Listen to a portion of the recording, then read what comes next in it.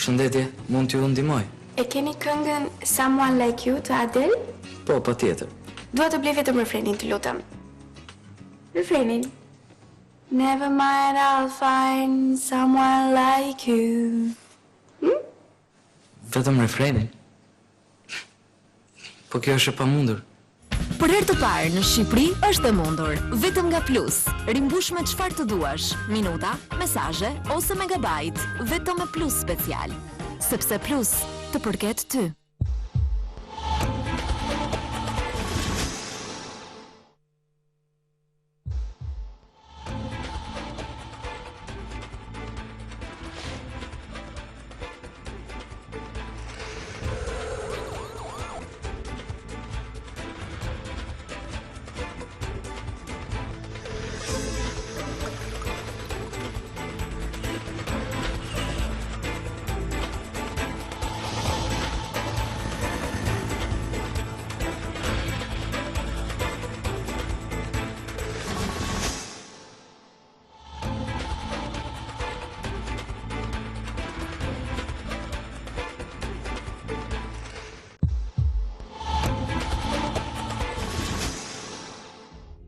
Në edicionin e tij të datës 18 prill 2012, njerëz të humbur përcolli emocione të shumta për të gjithë teleshikuesit.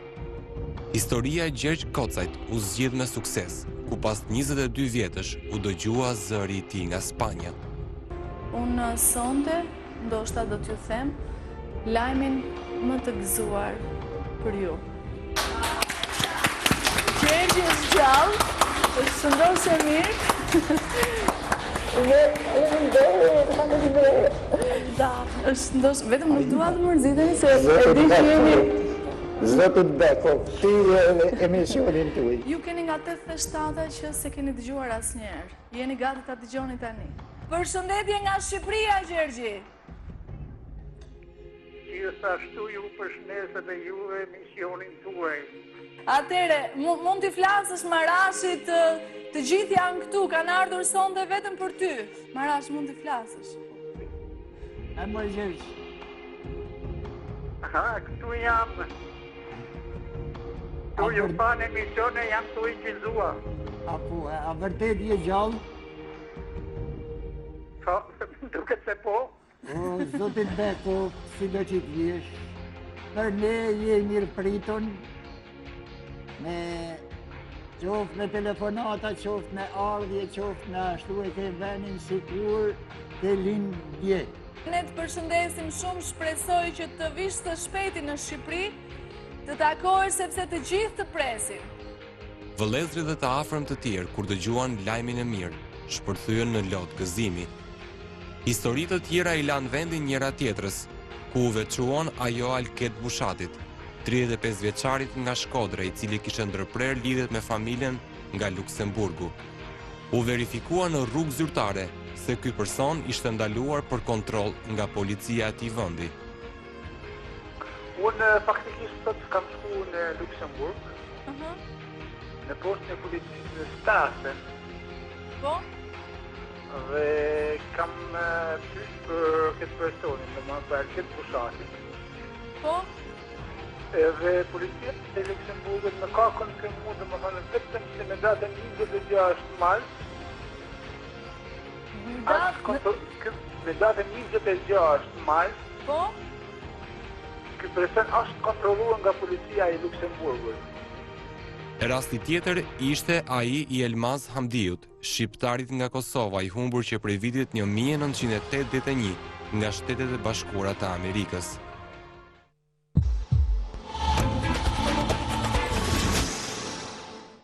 Mirëmbrëma të nderuar miq, mirëmbrëma publik që unë kam të ftuar në studio, familjar të personave të humbur, mirëmbrëma të nderuar shqiptar kudo që ndodheni. Nisim dhe këtë të mërkur pra gjithmonë me sekuencat e para të këtij emisioni, siç ndoqet me gjithë ato që ndodhen një javë më parë në studion ton. Sonte do të vazhdojmë kërkimet tona për rastet të cilat ne i publikuam nga java e kaluar, por do të publikohen dhe raste të reja këtë mbrëmje. Prandaj qëndroni me ne, sepse kemi shumë nevojë për ndihmën tuaj dhe kemi shumë për t'ju thënë. Cilat do të jenë rastet që do të pasojnë këtë mbrëmje? Ndjekim insertin dhe kthehemi më njëherë në studio. Sonte në Njerëz të humbur do të ndiqni. Rikthehet çështja e Brunilda Hallës. Çfarë të rejash janë zbuluar pas telefonatës që ajo kreu 3 vjet më parë në emisionin Njerëz të humbur. Në vitin 1989, Aleksandar Marku arratiset në drejtim të ish Jugosllavisë për të mbërritur më tutje në Amerikë. A vazhdon ai të ndodhet ende në anën tjetër të globit? Ermira Baçi, që nga lindja e saj nuk e di se cili është personi që e solli në jetë. Pra, të nderuar miq, këto do të jenë 3 rastet kryesore. Me ne në studio ndodhen familjarët e Brunilda Hallës, zoti Novruz Halla, babai i saj, i cili ka ardhur këtu me shpresën se do të marrë vesh diçka për vajzën e tij të humbur prej vitesh. Mirëmbrëma zoti Novruz, mirë se keni ardhur. Në lidhje me historinë e Aleksandar Markut, me ne në studio ndodhet nëna e tij, zonja Liza Marku, dhe motra e tij Marie. Mirëmbrëma, mirë se keni ardhur. Shpresojmë të kemi lajme sonte për Aleksandrin. Gjithashtu me ne në studio ndodhet dhe zonja Ermira Baçi, e cila ka ardhur të kërkojë ronjët e saj, të kërkojë prindrit e saj, nënën që e solli në jetë. Mirëmbrëma, Ermira, mirë se ke ardhur. Do të vazhdojmë sonte sërish dhe me historinë pra të Alket Bushatit. Nëna e tij ndodhet me ne në studio. Mirëmbrëma, zonjë, mirë se keni ardhur. Zonja Lumturie Bushati, një rast të cilin ne prezantuam edhe javën e kaluar, megjithatë sonte do t'ju vëmë në dieni se cilat kanë qenë kërkimet gjatë të gjithë kësaj jave që ne kemi bërë në lidhje me historinë e Alket Bushatit dhe ku ndodhet Alket Bushati momentalisht. Të nderuar miq, ne kemi nevojë për ndihmën tuaj këtë mbrëmje, prandaj me ne, nëse keni informacione, mund të kontaktoni në numrat tanë të telefonit, të cilët i keni të afishuar në ekranin tuaj. Janë 3 numra fiks ku ju mund të dërgoni informacionin tuaj, mund të telefononi pra në numrat tanë të telefonit, gjithashtu në dispozicionin tuaj operatori Par Shqiptar Plus Mobile, të cilin unë dua ta falenderoj për mbështetjen që i jep emisionit Njerëz të humbur për vazhdimsinë e tij. Ka vënë në dispozicionin tuaj pra numrin Plus Mobile, i cili është i afishuar në ekran. Nëpërmjet tij ju mund të dërgoni informacionin nëpërmjet një mesazhi SMS, i cili ka vlerën e një mesazhi të thjeshtë, pra nuk ju kushton. Por me ne mund të kontaktoni dhe në postën tonë elektronike duke dërguar informacionet tuaj nëpërmjet faqes tonë zyrtare www.njerëztëhumbur.al. Mund të dërgoni informacionin tuaj, sugjerimet tuaj, mund të denonconi raste të reja, mund të bëheni pjesë e stafit të grupit të gjithë emisionit Njerëz të humbur, mund të dërgoni pra të gjitha sugjerimet, kritikat që ju keni në adresë të emisionit Njerëz të humbur për dhe të rasteve që ne prezantojmë. Sonte pra do të jemi së bashku në këtë transmetim të drejtë për së drejti, gjithmonë në valët e televizionit publik shqiptar, por sonte dhe në vazhdimsi do të jemi drejt për së drejti për të gjithë ata që na ndjekin nga Kosova, do të jemi drejt për së drejti dhe nëpërmjet televizionit Kujtesa. Të gjithë ju që dëshironi pra të kontaktoni me emisionin tonë dhe të gjithë ju që dëshironi të kontaktoni me ne, mund të ndiqni emisionin tonë live pra drejt për së drejti dhe nëpërmjet valëve të Kujtesës, televizionit kablor Kujtesa në Kosovë. Duke marrë parasysh të gjitha rastet që ne prezantojmë nga Kosova, dhe duke shpresuar se ju do të telefononi drejt për së drejti në kohë reale në emisionin tonë për të dhënë informacione. Pra ka shumë mënyra për të kontaktuar me ne. Megjithatë është dhe një mënyrë tjetër në të cilën ju tashmë jeni bërë pjesë e stafit ose më mirë gjithë emisionit Njerëz të humbur duke kontaktuar me gjithë gazetarët e stafit në kohë reale. Pra mund të kontaktoni me ne edhe nëpërmjet Facebookut, apo jo Bernard? Cilat janë mënyrat, pra në adresë të emisionit tonë ju mund të bëheni pjesë e kësaj mbrëmje, mund të jepni sugjerimet tuaja dhe gazetarët në kohë reale do të kontaktojnë me ju pra dhe do të marrin çdo informacion apo sugjerim, por dhe denoncime rastesh të reja që ju keni në adresë të emisionit tonë. Fillojmë pa humbur kohë, pasi kemi shumë sonte për t'ju treguar dhe kemi nevojë për ndihmën tuaj. Do të fillojmë pra me 10 pasaporta televizive. Do t'i publikojmë tani në fillim këto raste për të mbledhur informacione gjatë gjithë mbrëmjes së sotme. Prandaj do t'ju lutesha në emër të familjarëve të këtyre personave që ju do të ndiqni në ekranin tuaj, nëse keni informacione për ta, do t'ju lutesha të na ndihmonit me këto informacione për t'i kthyer këta njerëz pranë gjirit familjes. Le të nisim dhe këtë të mërkur, pra në sloganin ton të bashkohemi të gjithë, kudo që ndodheni. Ju nëpërmjet informacionit dhe ne nëpërmjet kërkimeve tona dhe le t'i kthejmë këta njerëz në shtëpi. Ndjekim 10 raste pasaportash televizive dhe kthehemi më njëherë në studio.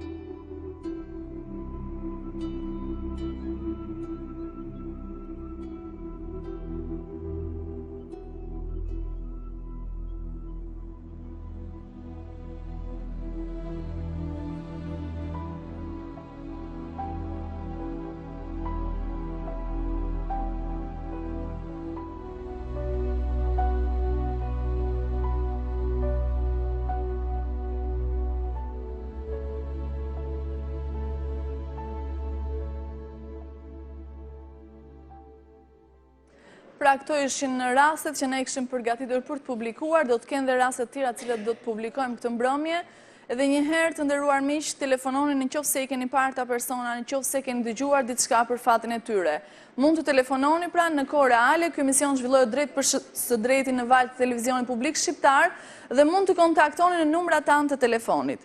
Vazhdojmë rrjedhën e emisionit ton, pasi sonte do të ndalojmë, e kemi programuar pra për të filluar këtë mbrëmje në përmjet rubrikës tonë, Ironia e fatit. Një rubrik mjaft e suksesshme emisionit Njerëz të humbur, por gjithsesi rastet e reja sa vinë dhe shtohen, denoncohen në adresë të emisionit tonë dhe ne jemi detyruar të publikojmë her mbas here ironi të cilat i përkasin rasteve ose të marra nga jeta, ironi të cilat ne i kemi quajtur ironia e fatit, pra në çfarë mënyre luan jeta me njerëzit. Në rastin e fjalë, siç e thash dhe në fillim të emisionit, sonte me ne në studio është zonja Ermira Baci, e cila ka ardhur të kërkojë nënën e saj biologjike. Cila është historia e Ermirës? Përpara se unë të bashkëbisedoj me të, unë do të doja të gjithë së bashku të ndiqnim historinë e saj dhe kthehemi me njëherë në studio.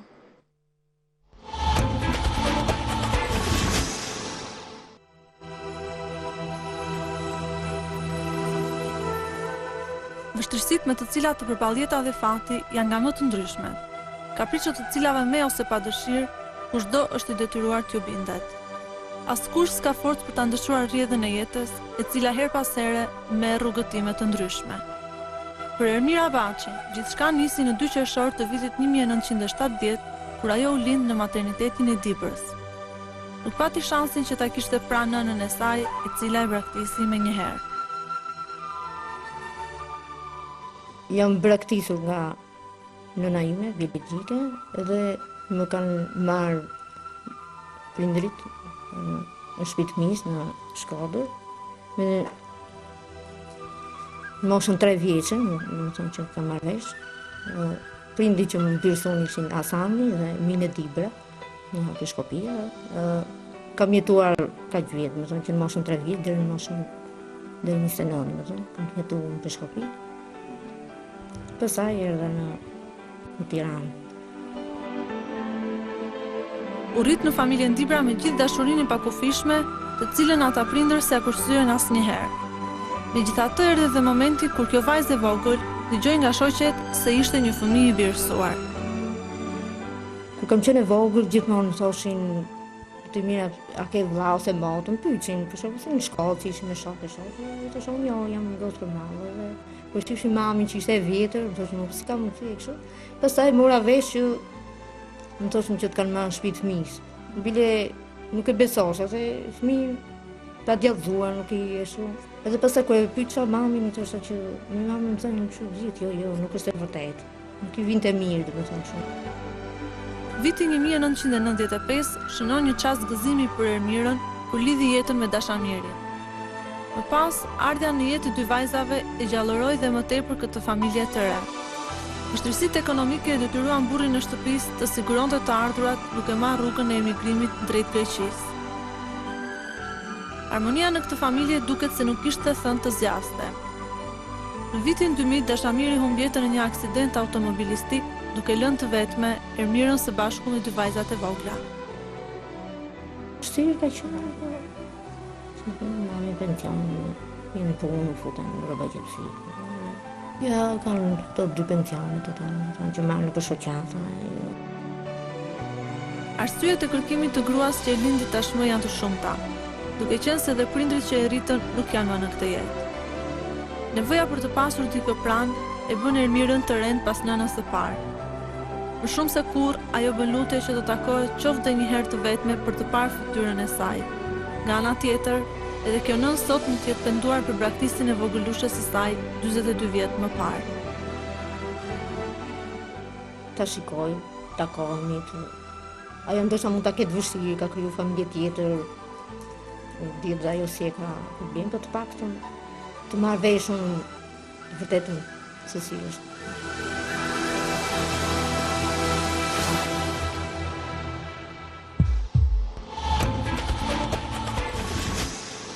Pra kjo ishte historia e Ermirës, një histori vërtet e dhimbshme. Sot Ermira ndodhet në studio me ne. është e dyta herë, Ermira, që ti ke ardhur pra në emisionin Njerëz të Humbur. Një vit më parë, ti sërisht ke ardhur në këtë emision për të kërkuar nënën tënde, apo jo? Mbas gjithë kërkimeve, mbas gjithë publikimit të historisë tënde, nuk arritëm të binim pra në gjurmë.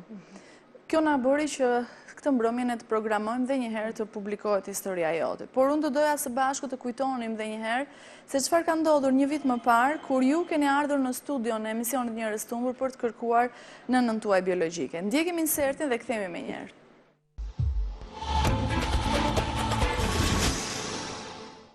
Të doja të ktheheshim bashkë shumë vite mbrapa, në kohën që ti ishe vogël me nënën tënde birsuese dhe dëgjoje të përshpëriteshin pra njerëzit përreth se kjo është vajza që e ka marrë. Fillimisht ku keni jetuar në Dibër? Në çfarë? Ne kemi jetuar në Peshkopi, qytet Dibrës.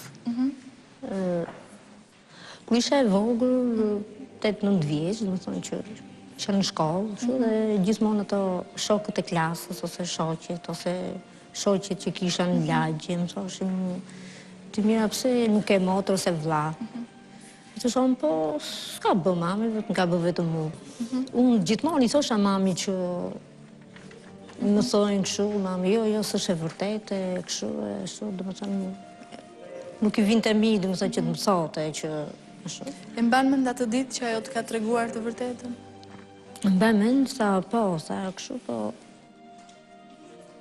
kishte halë të shi se ndoshta mos shkoj e kërkoj unë, ndoshta e braktisë, kështu, i thosha ma, po si braktisë, ti më ke rritë kaq vjetë, ndash babi, ndash mami, jeni përkushtu të dy për mu, si të bëjun këtë gjë, për shumë.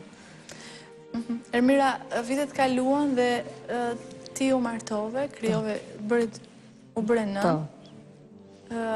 Kur je bërë nën, sa e ke ndjerë mungesën e asaj që të ka sjellë në jetë? Shumë. Gjithmonë e kam pasur brengë, që pse të kem këtë fatë, më thënë, kur gjithë kishin motra, vëllezër. Sa pranë teje ka qenë në ato vite bashkëshorti jot, i cili u largua për një jetë më të mirë, apo jo, dhe fatkeqësisht aty humbi jetën në një aksident automobilistik. Si ka qenë jeta juaj? E vështirë, apo? Tani je prape vetme, sepse nëna jote është larguar nga jeta, ka një vit. Bashkëshorti juaj është larguar nga jeta. Por ke dy voglushe, të cilat jam e bindur që zbukurojnë jetën tënde. Patjetër. Bile ku më dish burri atëherë, dhe shalti. Edhe, s'isha shumë e re, 31 vjeç sa isha atëherë, dhe bile ato më thoshin njerëzit e burri që marto se je e re, se ndoshta u vite keq, kështu i thashon jo, se le gotat. Nga që i kisha përjetu vetë, të shi çdo nën nuk i le fëmijët, po unë do me thonë e kisha përjetu. Nëse ajo të ndiqte sonte, çfarë do t'i thoshe? Do të thoja që kthehemi në vitin 1970, në 2 qershorin e 70-s. Ta njia, t'jem dhe unë si gjithë tjerët, di nga origjinën time, nga vi.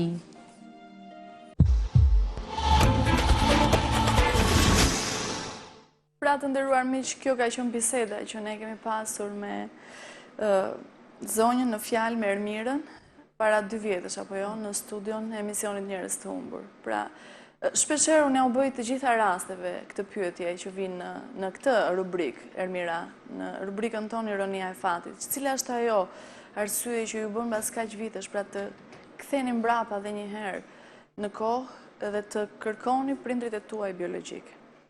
Jeta jote pra ti je birsuar nga një çift të cilët e kanë rritur me shumë dashuri, apo jo?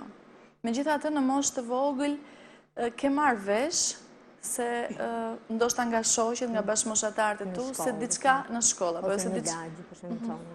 se diçka ka qenë ndryshe për ty. Ke filluar të dyshosh që atëherë dhe kjo të ka bërë të pyesësh nën. Isha vogël, më thonë 8-9 vjeç e vogël, më thonin që të kanë marrë shtëpi të fëmijës, ose se s'ke motor ose vlla. Se po s'ka bë mami, më ka bë vetëm unë. Po ti mamin e ke vjetër, babin vjetër.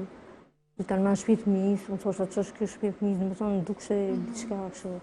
Pastaj duke u rritur edhe i thosha mami jo, e kishte shumë merak, do të thonë ose nuk tregonte një fillim kështu. Unë duke u rrit pastaj e përjetoja më keq në vitet e mi, do të thonë që më gjykoshin njëri ose kjo është fëmijë, për shembull, tipo isha dhe sa herë ku dilja me mamin, i thash një të shoqet, për shembull, mine kjo është e goca që ke marrë atje.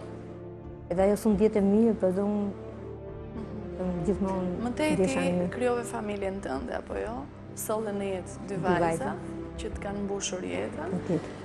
Por fatkeqësisht bashkëshorti juaj rreth viteve 2000, mbas një aksidenti humbi jetën apo jo? Ngelesh sërish të vetme. Momentalisht si është jeta jote tani, Ermira? Me gocat edhe mami më largu nga jetë ka 3 vjetë. Edhe mami para 3 vjetësh ka humbur jetën apo jo? Kështu që ti ke ngelur vetëm me vajzat. Çfarë moshë kanë vajzat? Vajza e madhe kismet bën 15 në qeshor, tjetra kismet 12. 12. Ti je në marrëdhënie në punë? Jo, që kur ishte mami smut, me thonë u shkëputa. Për të shërbyer. Edhe s'kam vazhdu tani. Gjendja ekonomike e familjes? Gocat kanë kështu pension, që marrin shoqata. Megjithatë,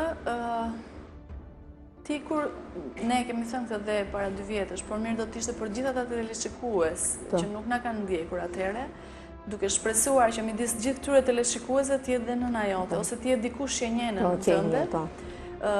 Cila është kur ke filluar të kërkosh nënën tënde biologjike? Përveç emisionit tonë, kur të kam filluar ato mendimet e para që unë duhet kërkoj rënjët e mia, kush jam, nga vi? E kam marrë vesh një në fillim, nuk e besoja, do të thonë nga njerëzit e kështu, pastaj rastisht kam parë një certifikatimin të lindjes, edhe aty kam parë që ishte mbiemër tjetër, jo emrin e prindërve dhe kam parë Koplik Shkodër, po emrin e prindërve nuk e kam parë, do të thonë këto mbaj mend. Edhe aty e kam besu që vërtet dëshira ishe që... Po nuk e guxuar derisa ka qenë nëna birësuese gjallë, apo jo? Nuk e dashur ose thosha për shembull që të shkoj në Shkodër, një sa më pas kanë marrë në Shkodër, thosha sikur të marrë në informacion në mendimet e mia, do të thonë sikur të shkoja kështu. Po prap mami kur i thoja jo nuk më tregonte, ose një radhë më ka thonë që jo nuk tregojnë, do të thonë. Ermira, vitet kanë kaluar, apo jo ti ke 3 vjetë pra që je vetëm me 2 vajzat e tua, je pa punë, mundohesh me ato pensione që marrin vajzat të përballosh jetën, gjë që është shumë e vështirë, apo jo? Megjithatë, gjatë ditës tënde, pra shpeshherë të shkon mendja se ku është nëna ime, cilat si do jetë, apo jo?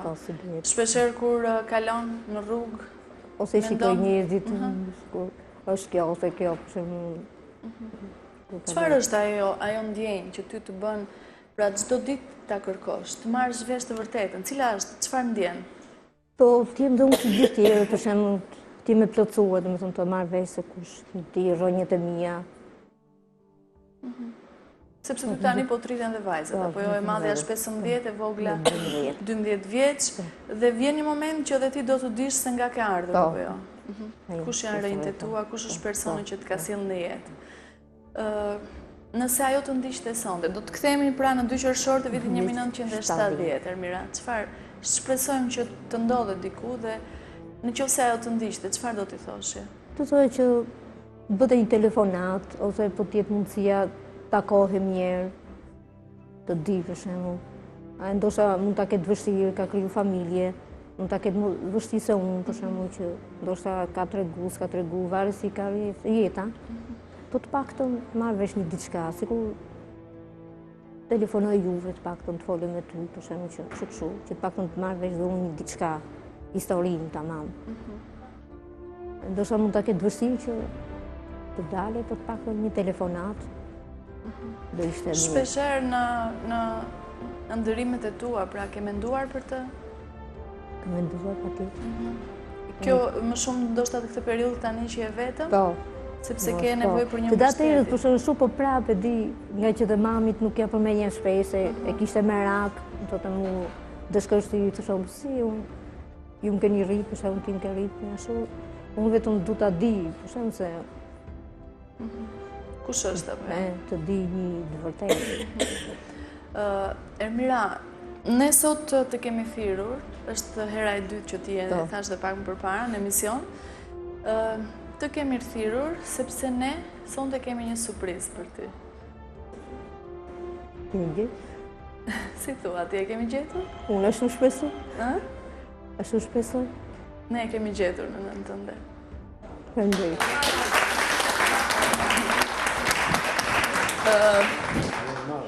Ne e kemi gjetur në nënën tënde. Këto janë lot gëzimi, apo jo?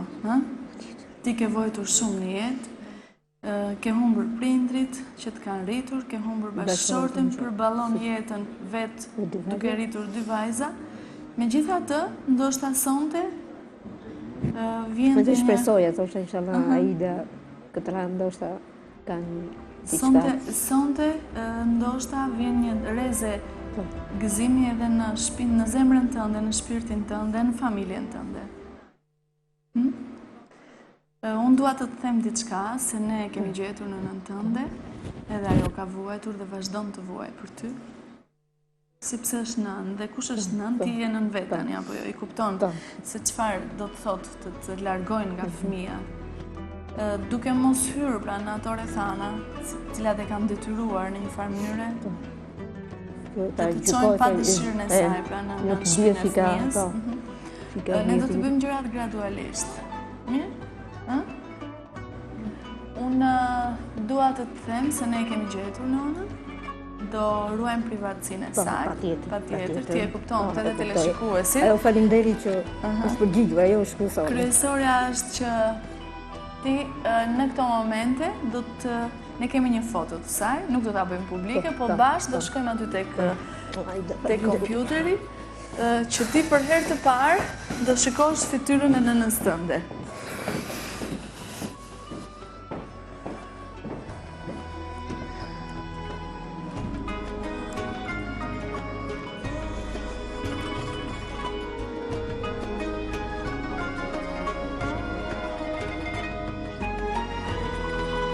Kjo është Sigur ngjarje, sigur pa tjetër që ngjarje. E pra, Tani, je e gatshme të flasësh. Ne kemi në anën tjetër të telefonit. shumë telefon kështu. Pa tjetër, hajde me mua te. E kemi në telefon zonjën, pa tjetër. Atëherë Ermira. Alo. Alo, si jemi? Mirë, faleminderit që u përgjigje. Ti si ke qenë? Si ke qenë ti? Mirë. Mirë. Faleminderit. E prisi që sot. Udra. Po. Të kuptoj.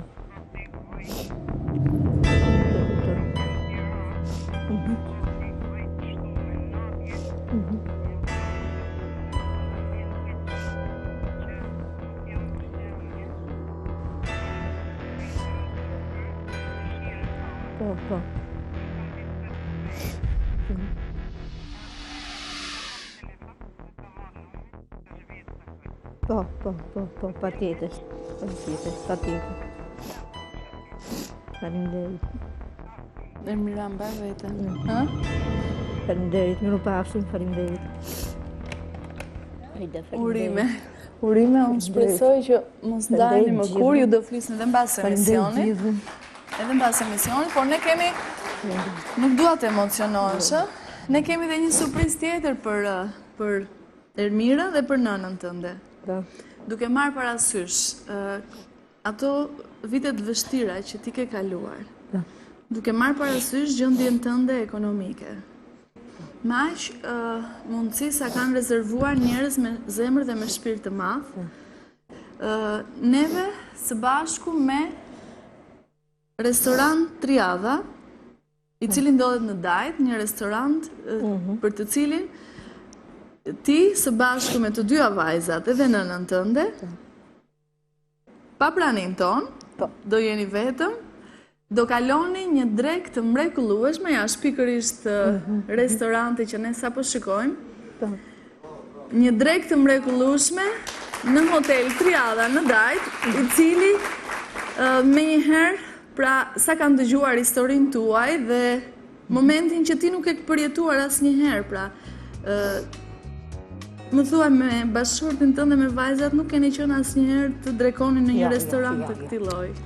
Mirë, një ditë e bukur vjen dhe për ty. Mirë, ky është hapi i parë. Unë jam e bindur që sonte kush na ndjek dhe kush ka mundësi të ofrojë një punë për zonjën Ermira në mënyrë të tillë që ajo të plotësojë nevojat e familjes, do doja të telefononte me njëherë në emisionin tonë. Do t'jeni aty së bashku me nënën tuaj dhe vajzat, të ofruar nga Hotel Triada në Dajt, një pamje mrekullueshme ku duket gjithë Tirana dhe që do provoni pra shije të mrekullueshme. Besoj që atë ditë s'keni për të haruar kurrë. Sot je e kënaqur. Ermira, të përshëndes. Numrin e telefonit. Patjetër, do t'i japim neve me njëherë mbas emisionit. Ndërkohë që falenderojmë pra edhe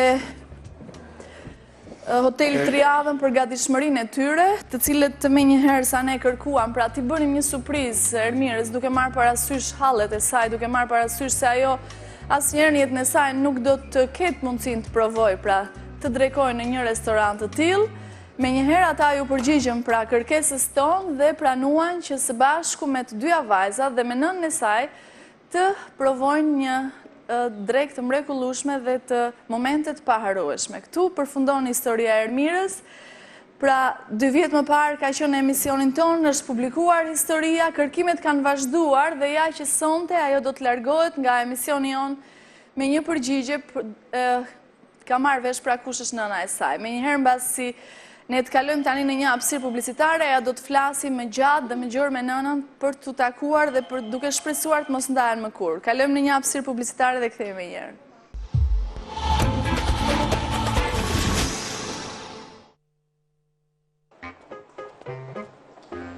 Më falni, e keni filmin Karate Kid? Po, e kemi. Okej, ju lutem tua skenën ku ai mban ekuilibrin. Skenën ku ai mban ekuilibrin. Kjo është e pamundur. Si bëhet? Për herë të parë në Shqipëri është e mundur, vetëm nga Plus. Rimbush me çfarë të duash, minuta, mesazhe ose megabajt, vetëm me Plus special. Sepse Plus të përket ty.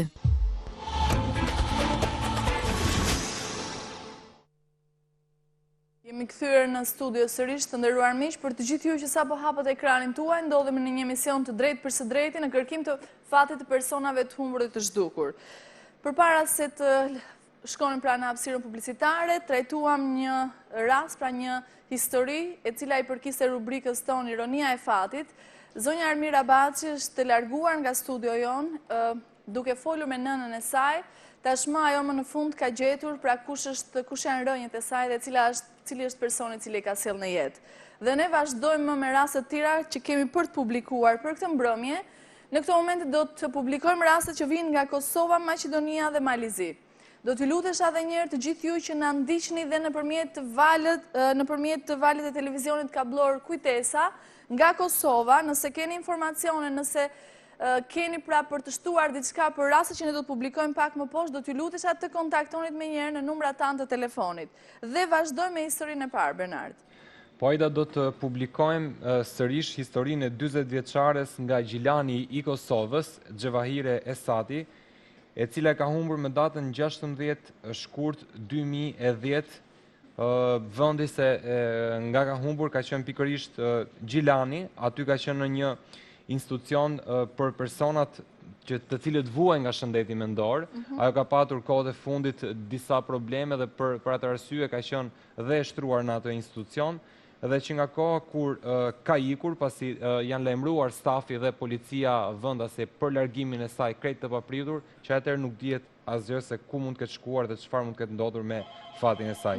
Dua të theksoj një detaj se ajo më përpara rreth vitit 95 ka mbaruar edhe studimet në Tiranë dhe ndoshta një pistë e mundshme të cilët e mendojnë familjarët është se ndoshta mund të ketë ardhur dhe në drejtim të Tiranës, por gjithsesi kushdo që mund ta shohë këtë vajzë ndoshta ka vërtet nevojë për ndihmën e kujdo për ta rikthyer sidomos në gjirin e familjes. Ky rast është publikuar dhe javën e kaluar, Benard, ndërkohë që sërish sonte ne publikojmë dhe njëherë 16 shkurti 2010 është dhe data e humbjes së saj, më mirë zhdukjes së saj, ku ka qenë pra, ku ka ndodhur ngjarja? Ka qenë saktësisht në shtëpinë integruese të shëndetit mental në Gjilan.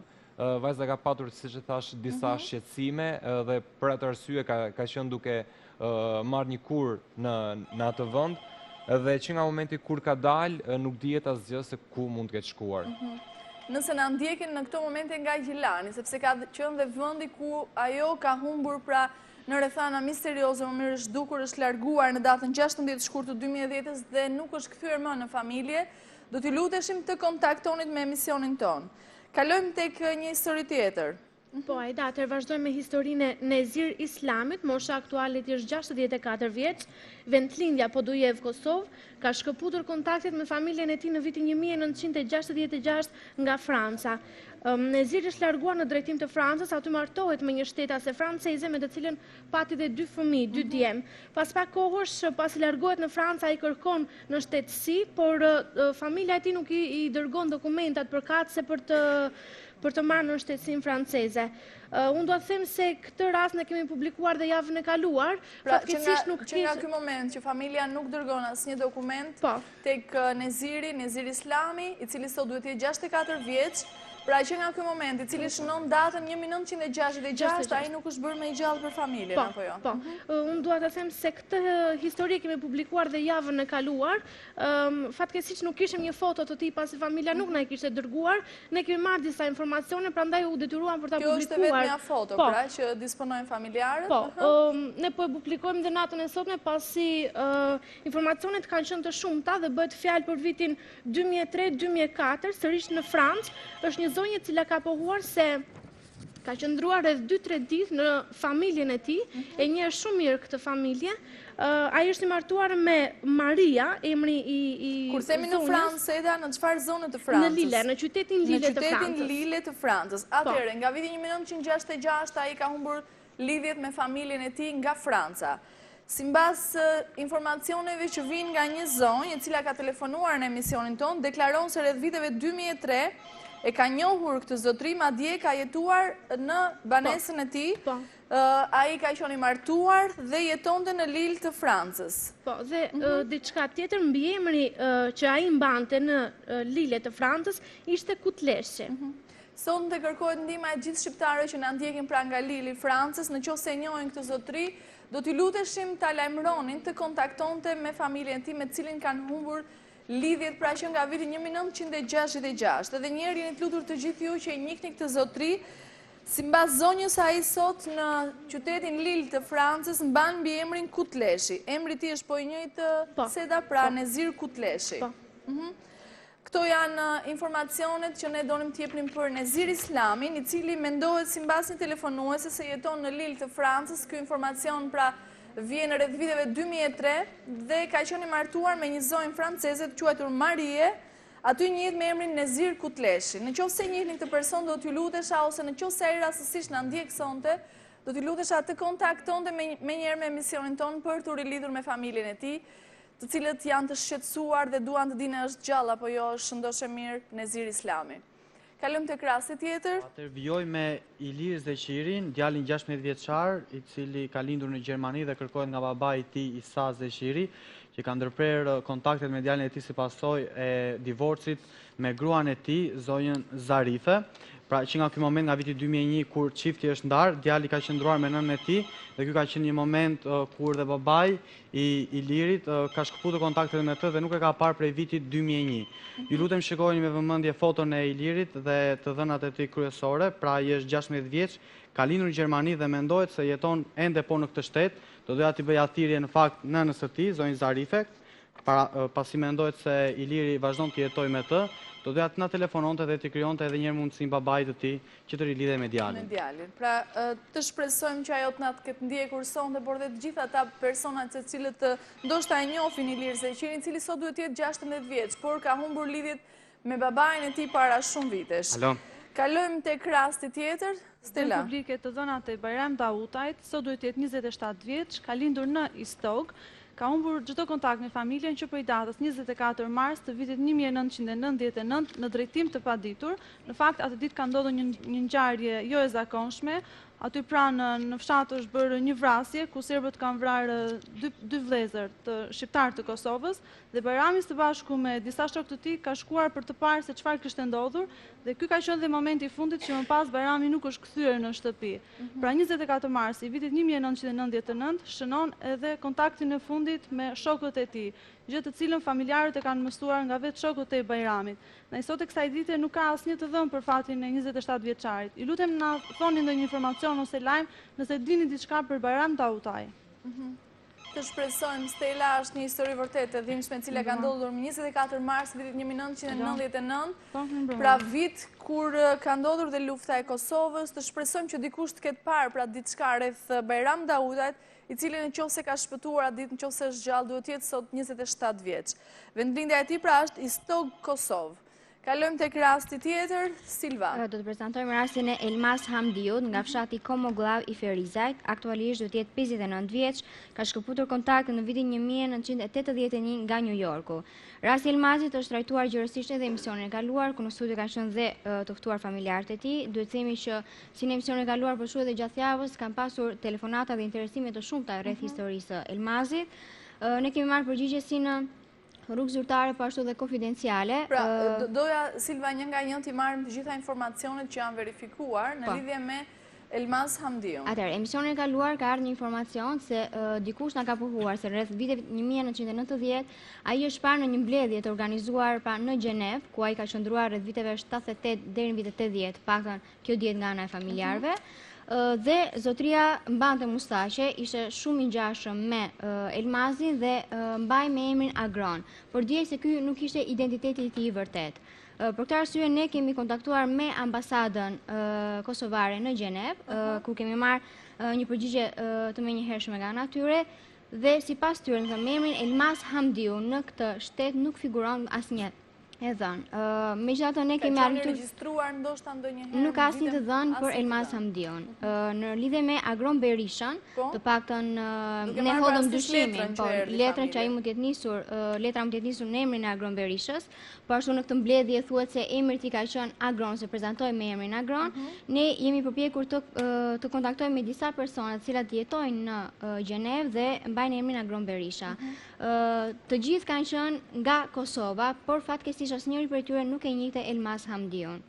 Gjithashtu edhe në Shtetet e Bashkuara të Amerikës, vullnetarët, domethënë bashkëpunëtorët tanë kanë kontrolluar gjatë gjithë kësaj periudhe për rreth 2 javë, domethënë që ne kemi kërkuar për Elmasin dhe në emrin e Elmas Hamdiut nuk rezulton asnjë e dhënë. Edhe në Shtetet e Bashkuara të Amerikës. Atëherë duhet edhe një herë do të donim t'ju rikujtonim diçka të nderuar miq. Në vitin 1981 Elmas Hamdiu ka humbur kontaktin me familjarët nëpërmjet një letre që ka dërguar nga Shtetet e Bashkuara të Amerikës. Në zarfin e kësaj letre, pra emri nga e cila vinte kjo letër ishte Agron Berisha, ndërsa brenda në letra ai shkruante se po shkruajte letrën në emrin e një shoku tim. Kjo ka bërë që ne të kërkojmë dhe me këtë identitet, pra me emrin Agron Berisha në Shtetet e Bashkuara të Amerikës. Letra vinte nga New Yorku.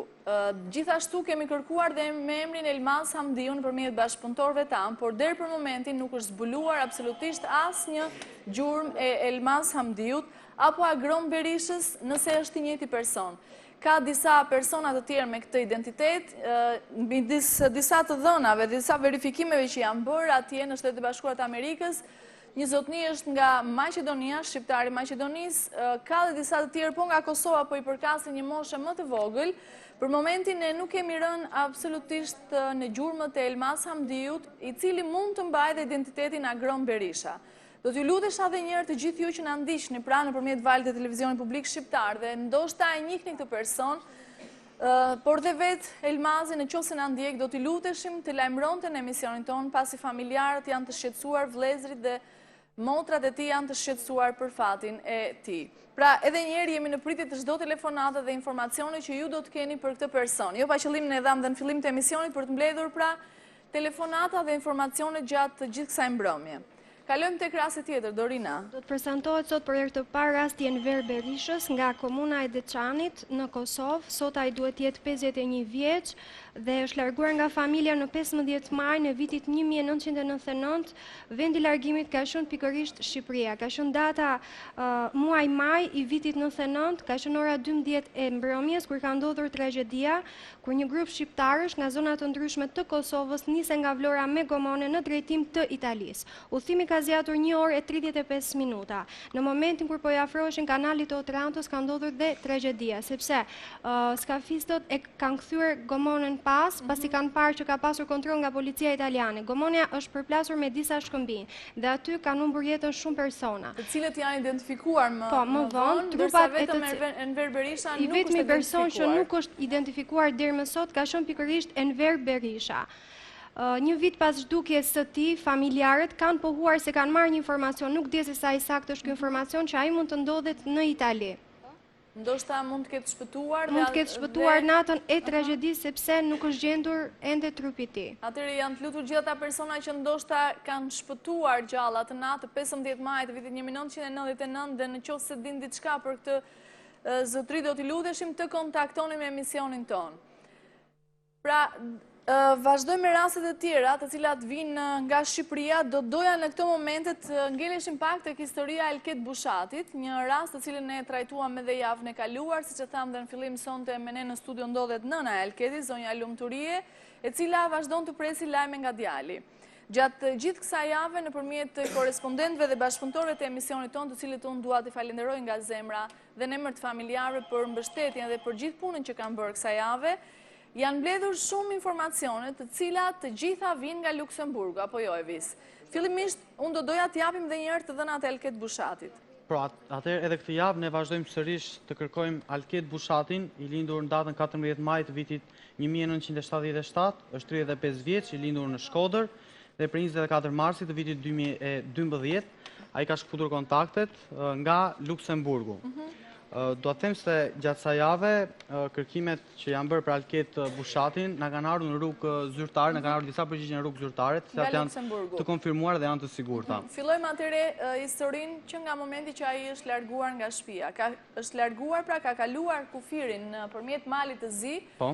Rreth datës japim në datën 21 mars, pra të vitit 2012, Elketi pra nëpërmjet interesimit që ne kemi bërë në pikën kufitare të Hanit të Hotit, pra më falni, të Muriqanit në Shkodër, kemi marrë vesh edhe nga nëna e tij, kemi marrë vesh Elketi pra ka hyrë në tokën malazeze dhe aty ka qëndruar vetëm një ditë. Atëre, ti marrim gjërat me radhë.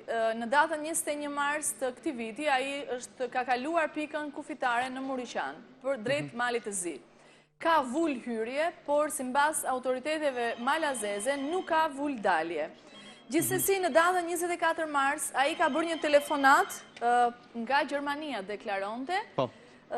I deklaronte pra një të afërmit familjes, më 23 mars, nga Gjermania, dhe deklaronte se do të vinte në Belgjik. Pra këtë telefonat e ka bërë një të afërmit familjes.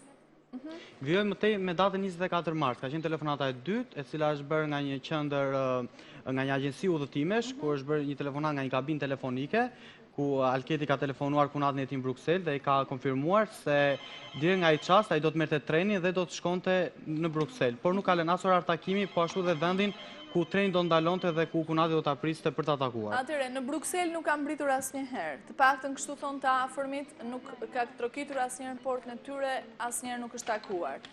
Ngelemi në territorin e Luksemburgut. Javën e kaluar, të nderuar miq, ne kemi verifikuar nëpërmjet bashkëpunëtorëve të emisionit tonë në Luksemburg, duke folur me këtë agjenci udhëtimesh dhe me zonjën e cila ka qenë prezente kur Elket Bushati ka qenë në këtë agjenci.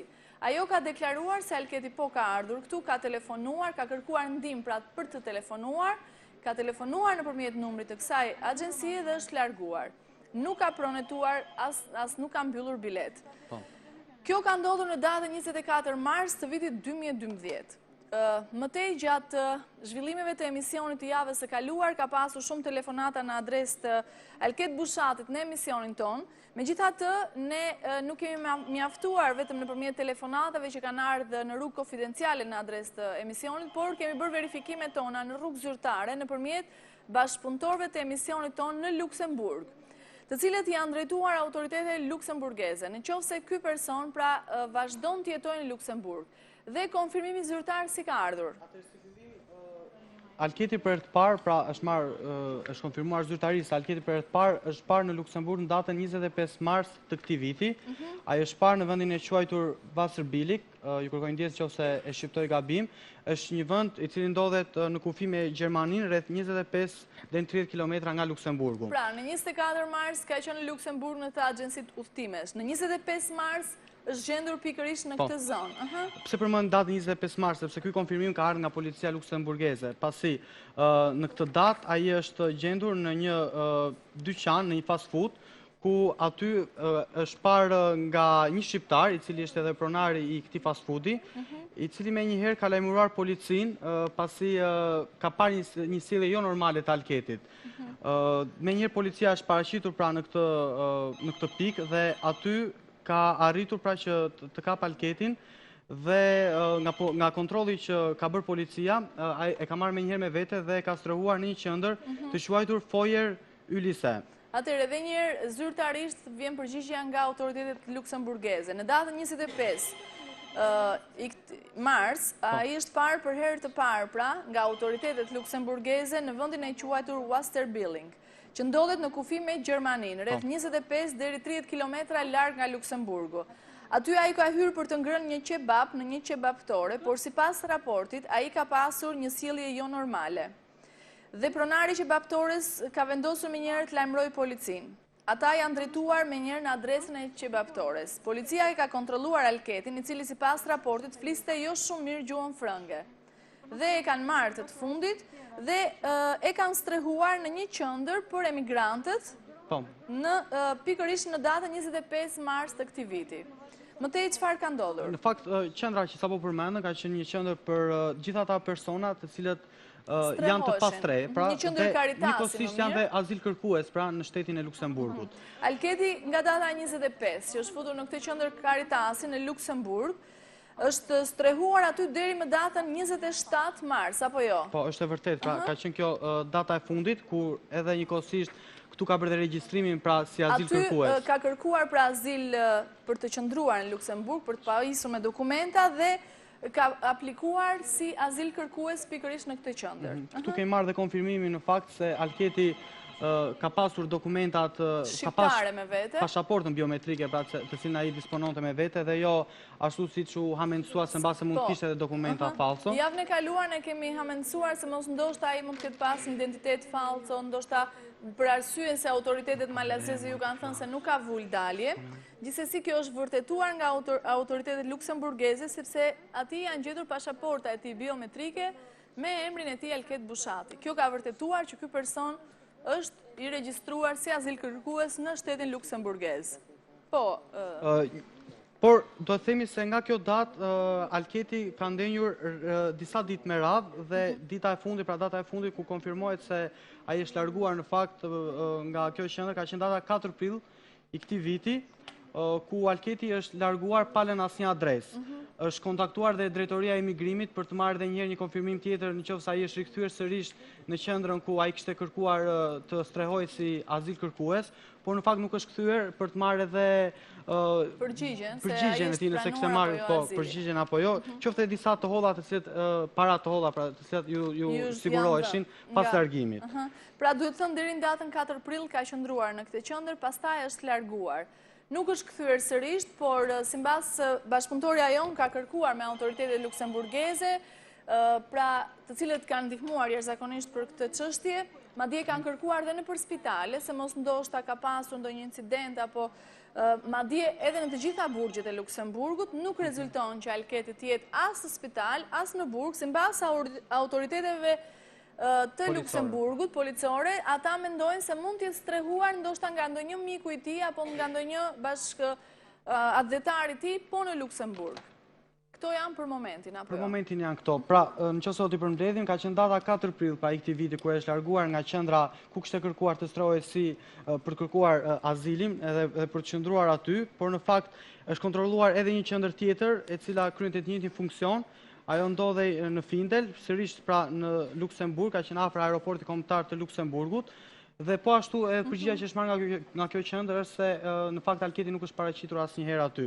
Dhe dalë në konkluzion ashtu si shtat dhe ju Aida që mbase Alketi strehohet dhe në këtë momente që ne flasim tek një miku i tij. Por do të them se edhe para disa minutash ne kemi marrë një telefonat nga bashkëpunëtorja tonë në Bruksel, nga Lindita, e cila nga kontrolli që ka bërë dhe nga bashkëpunimi me Policinë Federale Belge, po ashtu është marrë edhe një konfirmim tjetër se Alketi ka hyrë në Belgjik.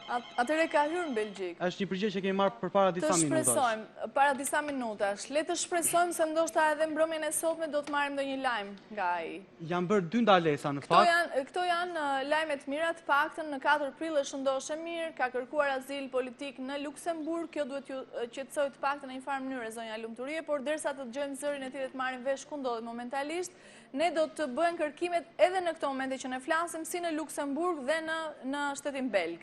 Do të kalojmë në një hapësirë shumë të shkurtër publicitare, mos u largoni sepse kemi nevojë për ndihmën tuaj sonte.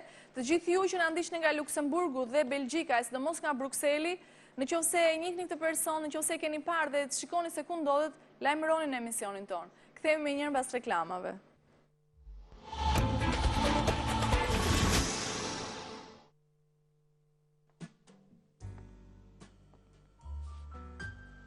Qëllimi me poezi i Kadares.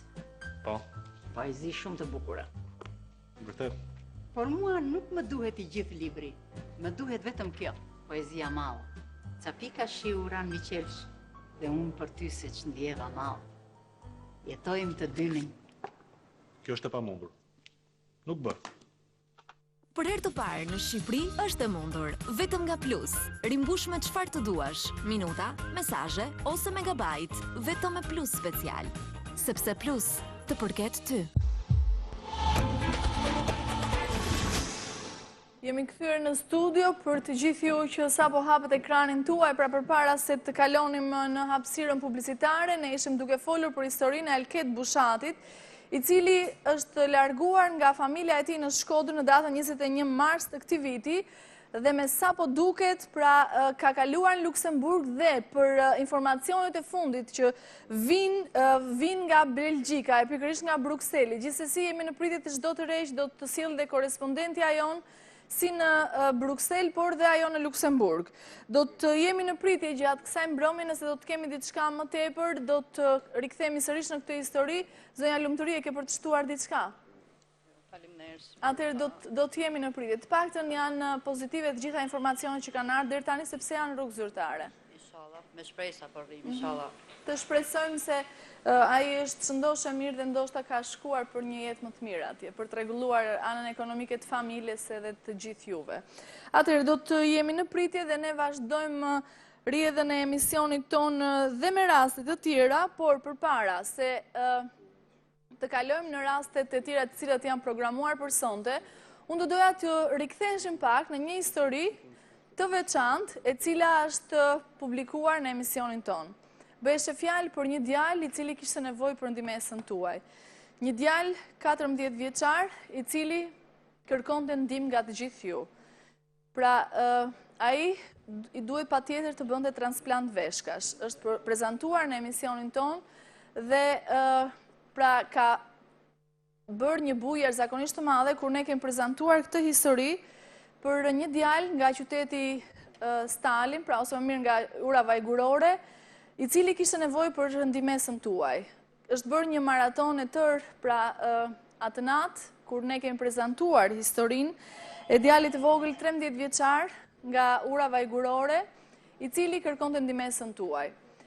Janë mbledhur të holla për të fal ndihmës të gjithë atyre që kanë telefonuar në emisionin ton. Kjo ndihmë ka kaluar pikërisht djali i cili më në fund ka udhëtuar drejt Turqisë për të kryer këtë operacion. Në këto momente ne do të lidhemi drejt për së drejti me Turqinë me korespondentin ton atje, Kadri Limani, për të marrë vesh si është gjendja e tij në këto momente që ne flasim. Ju kemi thënë që ne jemi gjithmonë transparent me ju deri sa të shkojmë qëllimit në fund. Pra, deri tek momenti final, pra deri tek transplanti që do të bënte ky djalë i vogël i cili u ndihmua nga të gjithë shqiptarët, të cilët telefonuan në emisionin ton për të përmirësuar pra gjendjen e tij shëndetësore. Atëherë e kemi Kadriun në linjë. Linja nëmër 1, regjia. Mirëmbrëma Kadri. Përshëndetje Aida, mirëmbrëma. Mirëmbrëma, përshëndetje nga Tirana. Përshëndetje Aida. Sonde do të lidhemi për një histori tjetër, apo jo? Ne nga Tirana, ju nga Stambolli, cilat janë të rejat për djalin 13 vjeçar. Po, Aida, Donaldo ditën e martë kreu operimin transplantin e veshkës. Gjendja shëndetësore është shumë e mirë, u realizua me sukses shumë të profesionalizuar nga mjekët profesionist. Gjendja e tij shëndetësore për momentin tash është shumë e mirë. Kam bo gjyrimet filmike nëpërmjet televizionit tek Rumerit, të cilat do t'i ndiqni javën që vjen pasi me vonesë u realizua montimi i tyreve. Java që vjen do të dërgoj, do t'i keni në studio, besoj se do të transmetohet. Pra, Donaldi është shëndoshë mirë, apo jo? Operacioni shkoj me sukses? Është shumë mirë. Gjendja është shumë mirë. Lajmi mirë që na dhe sonte Kadri, rëndësi ka që djali është shëndoshë mirë, sepse janë duke na ndjekur ndoshta në këto momente shumë shqiptarë që kanë ndihmuar atë natë, kur ne kemi trajtuar historinë e Donaldit të vogël, gjithashtu janë duke na ndjekur dhe shokët e tij të klasës, gjithë shkollat të cilët kanë kontribuar dhe madje kanë qenë dhe këtu me ne në studio. Pra, operacioni doli me sukses, transplanti u krye. Po, Aida, transplanti u kryer, operacioni është shumë i suksesshëm, shëndoshë mirë janë është Donaldo, fjalët që ka marrë nga profesori që ka bo operimin dhe gjithë kronikën në vazhdim do të ndiqni javën që vjen. Atëherë Kadri, unë të përshëndes, të falenderoj për gjithë punën, pra që ke edhe ndihmesën që i ke dhënë në kësaj familje, sidomos Donaldit të vogël, duke u qëndruar pra në momentet e tyre më të vështira. Të përshëndes dhe shpresoj që do të lidhemi sërish të gjatë emisioneve të tjera për rastet që ne kërkojmë në Turqi. Po, Aida, dhe për rastet që kemi në Turqi, besoj se në javën që vjen ose brenda 2 javësh do kemi diçka të mirë. Të shpresojmë, Kadri. Unë të përshëndes dhe do të dëgjojmë javës që vjen. Natën e mirë për momentin. Përshëndetje natën. Natën e mirë. Pra, si që dëgjua, të nderuar miq, Donald Kumaraku, 13 vjeçari nga ura vajgurore, është shëndoshë mirë. Më në fund ka kryer transplantin aq shumë të domosdoshëm për jetën e tij dhe shpresojmë që ai të kthehet në klasën e tij dhe të vazhdojë jetën, të kthehet normalitetit si gjithë nxënësit e tij të klasës, gjithë shokët e tij të cilët në momentin e tij më të vështirë kanë qëndruar aq pranë, madje kanë qenë dhe në studion ton, duke kërkuar ndihmesën e të gjithë publikut, të gjithë shqiptarëve kudo që ndodhen. Do doja edhe një herë të rikujtonim, pra më thon nga regjia që mundet ta transmetojmë kronikën e tij në kohën kur ata kanë qënë pra në emisionin ton. Ndjekim historinë e tij.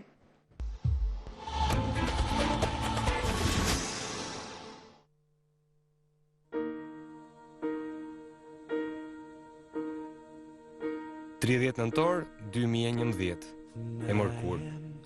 Ishte dita e emisionit.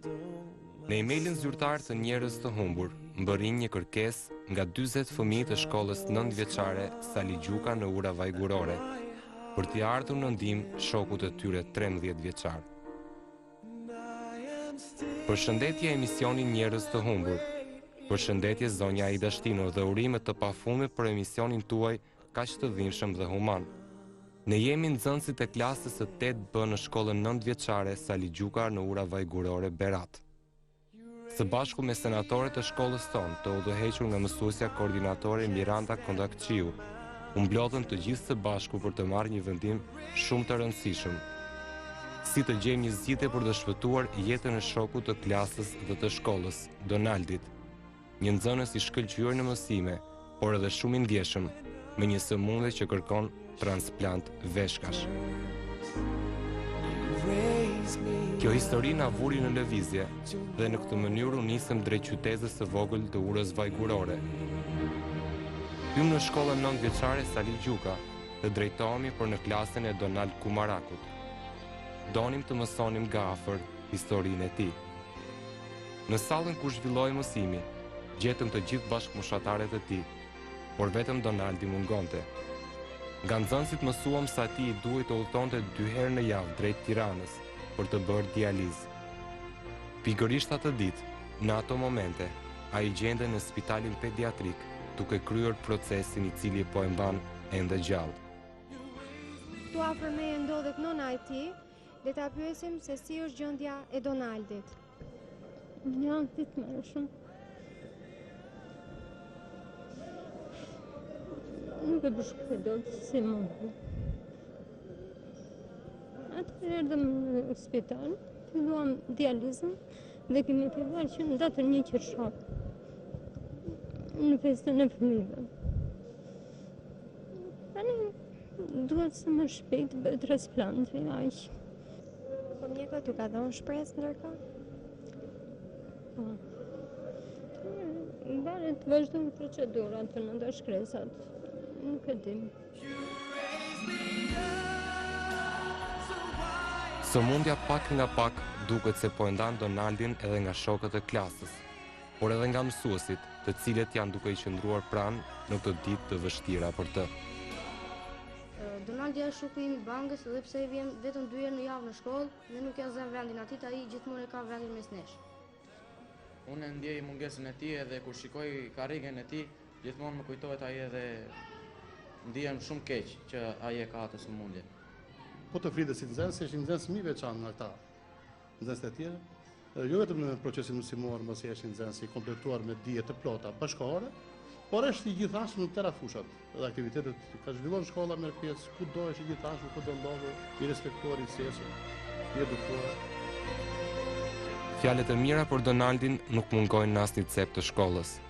Të gjithë pohojnë talentin e tij të shumanshëm, si në lëndës shkencore, ashtu dhe ato shoqërore, por edhe në sport. E faktuar më së miri, kjo vërehet në regjistrin e klasës, ku notat e Donaldit janë ndër më të mirat. Të gjithë mundohen të kontribuojnë sadopak, në mënyrë që shoku i tyre t'i rikthehet jetës normale. Ne si nxënës kemi marrë një aktivitet për ta ndihmuar këtë nxënës të shkollës sonë. Gjithsecili për nesh ka dhënë një kontribut aq sa kishte mundësinë, por pavarësisht të gjitha këtyre përpjekjeve nuk mund ta japim të gjithë shumën e operacionit, pasi kushton shumë. Prandaj edhe ne ju kërkojmë juve ndihmë që të na ndihmoni në këtë nismë që ne kemi ndërmarrë. Jo vetëm kaq, por edhe disa nxënës nga shkolla jonë dolën në për tregtarët e vegjël të gjithë rrugës vajgërore, ku aty kërkuan një ndihmë për shokun e tyre dhe ishin pikërisht tregtarët e vegjël, dikush u përpoqën ndihmoi, dikush nuk kishte mundësi, aty dhe shkollat e rrethinave të Beratit dhe të Kuçanës. Ju jap një mesazh të fortë të gjithë ata që na ndjekin tani në këtë moment. Çdo kush që ndjen jetën e një fëmie që duhet shpëtuar, duhet të kontribuojë sa të mundet për të shpëtuar jetën e Donaldit. Gjatë kohës që miqtë e Donaldit flisnin me gazetarët në shkollë, nga ana tjetër ai kryente procesin e mundimshëm të dializës. Mbas 4 orësh, ai shfaqet në korridor dhe megjithëse i tej lodhur, shkëput disa fjalë. Donaldi, si ndihesh tani pasi ke bërë procesin e dializës? Pas dializës mirë ndihem, por vetëm se më ngjan koka e rënduar. Çfarë do kishe dëshirë ti tani që po afrojnë festat e fund vitit, një dëshirë që dohet të realizoj? Unë doja vetëm të operohesha dhe të vazhdoja shkollën si shokët e tjerë. Gjithçka çfarë emisioni Njerëz të humbur mund të bëj, është që t'i bashkohet thirrjes së këtyre 40 fëmijëve në ndihmë të jetës së shokut të tyre, dhe duke e përcjell publikut të gjerë, me shpresën se nesërmja do të jetë ndryshe edhe për Donaldin e vogël.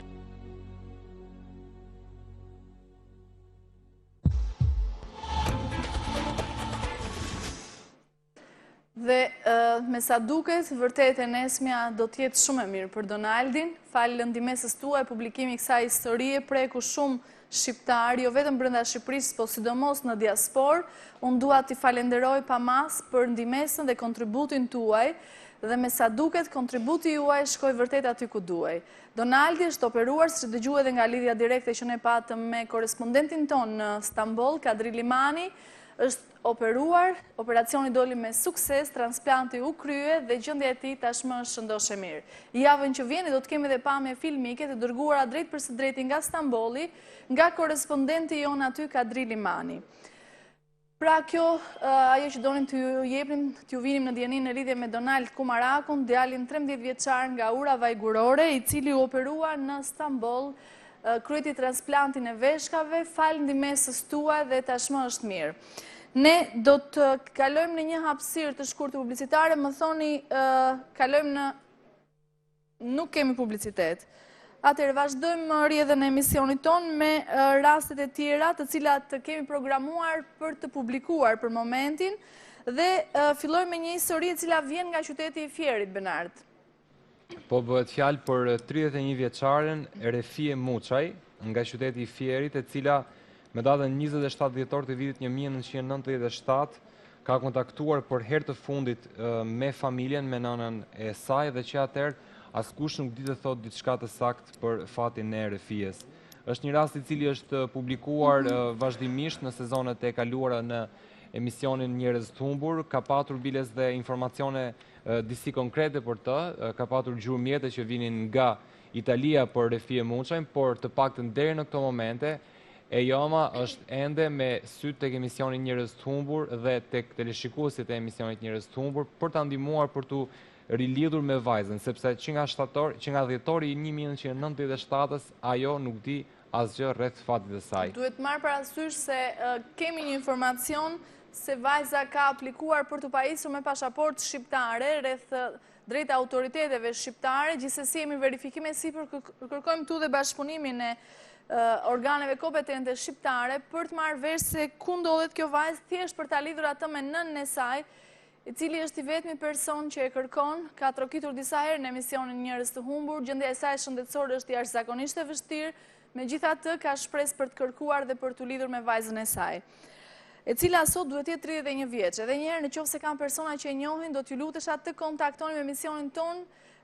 Vajza ka humbur kontaktet me nënën e saj nga Italia, me 27 dhjetor 1997. Kalojmë tek rasti tjetër, Seda. Po, Aida, atëherë vazhdojmë me vajzën 23 vjeçare, ajo quhet Adriana Manoli, vend lindja e saj është Kuçov, ka shkëputur kontaktet me familjen e saj në datën 14 mars të vitit 2006 në drejtim të paditur. Vajza nga momenti që del nga shtëpia e saj nuk dihet më asgjë për fatin e saj. Kjo histori është prezantuar dhe herë të tjera në emisionin ton dhe ne kemi arritur të marrim disa informacione. Bëhet fjalë për një vit më pas ajo është larguar pra në vitin 2007, disa persona kanë telefonuar dhe kanë pohuar se këtë vajzë ose një person të ngjashëm me Adrianën e kanë parë në Athinë, në Greqi, pra.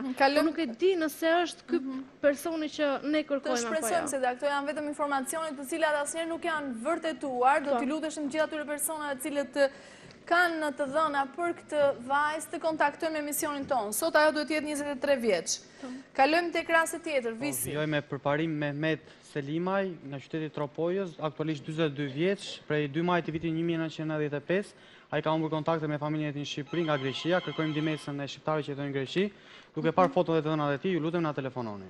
Atëherë jemi duke ndjekur foton e tij, përparim Selimaj, 42 vjeçarit me origjinë nga Tropoja, në 2 maj të 95-s ka humbur kontaktin nga Greqia. Kërkohet nga familjarët e tij, duan të marrin vesh se çfarë ka ndodhur me të, pasi ka humbur pra lidhjet me familjen në rrethana misterioze. Kalojmë tek rasti tjetër, Stella. Me të dhënat e Bujar Fetaut, sot duhet të jetë 68 vjeç, ka lindur në Fier, ka humbur çdo kontakt në datën 27 dhjetor të vitit 2002 në drejtim të paditur. Ka qenë rreth darkës në momentin që është ndarë së bashku me 2 bashkëtarët e tij, në fakt ka qenë një konflikt pronash, i cili ndoshta mund të jetë bërë dhe shkaku i humbjes së Bujar Fetaut, dhe që nga ai moment nuk dihet më se çfarë rrjedhje mund të ketë marrë jeta e Bujar Fetaut. Ai lutem shikoni foton me vëmendje.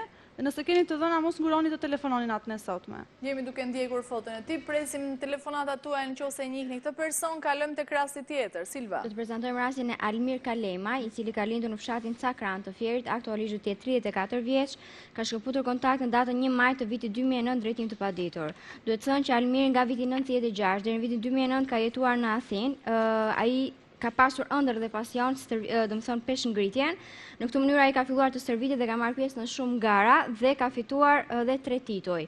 Për shkak të sasive të pakontrolluar të medikamenteve që ai ka marrë, ai ka filluar të vuante nga kriza të forta nervore. Në këtë mënyrë kthehet në Fier në vendlinjen e tij dhe në datën 1 maj të vitit 2009 ai ka dalë nga banesa e tij dhe që atëherë nuk dihet më asgjë rreth fatit të tij. Është një foto e vogël, të vetëm një foto që disponojnë familjarë, gjithsesi të gjitha ata persona që e kanë njohur Elmirin do t'i luteshim të kontaktoni me emisionin tonë. 1 maj 99 është data e humbjes së kontaktit të tij me familjarët. Ka del nga banesa dhe nuk është kthyer më. Sot ai duhet të jetë 34 vjeç. Kalojmë tek rasti tjetër. Publikojmë të dhënat e Vesel Skurës. Ai është nga Peshkopia, sot duhet të jetë 38 vjeç.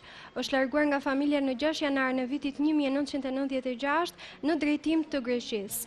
Në 6 janar në po këtij viti Veseli niset nga Maqedonia në drejtim të Greqisë për një jetë më të mirë. Ai atje jetonte së bashku me 2 shqiptarë të tjerë, bashkëdhetar të tij, të cilët 2 muaj pasi ai ka shkëputur kontaktet me familjen, i kanë pohuar familjarëve se si zakonisht ai është kthyer në shtëpi ku jetonte me ta dhe pas këtij momenti nuk dihet më se çfarë ka ndodhur me fatin e tij. Ndërkohë, dua të theksoj që në vitet 97 dhe 98 familjarët e tij kanë nisur një kërkesë konsullit grek, i cili ja ka kthyer përgjigjen duke i shkruar që Veseli në Greqi njihet me emrin Niko dhe në këto vite nuk ndodhet në burgjet e Greqisë.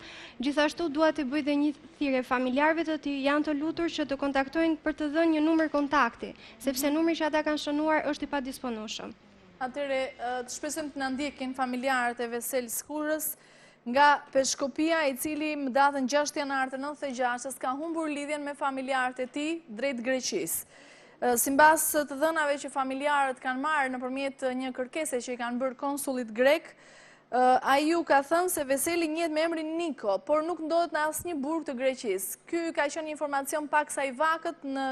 Ne kemi dashur të riflasim dhe një herë pra të rikontaktojmë me familjarët e Veselit, të cilët çuditërisht e kanë telefonin e mbyllur. Nëse na ndjekin sonte, do t'i luteshim të kontaktoni me njëherë me emisionin ton, pasi ka disa informacione të cilat ne duam t'i verifikojmë nëpërmjet tyre.